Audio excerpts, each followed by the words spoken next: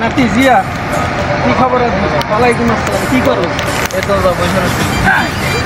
তারপরে আচ্ছা, বরিশালের কোন জিনিস তোমার কাছে বেশি পছন্দ বা ভালো লাগে?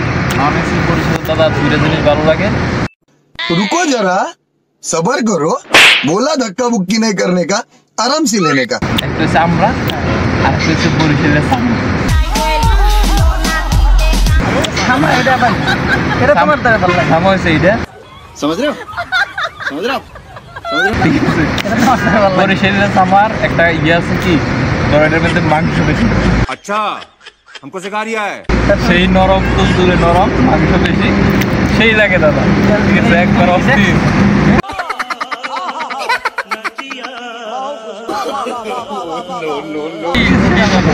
সামাটা সেই একবারে গরম করে বলছে।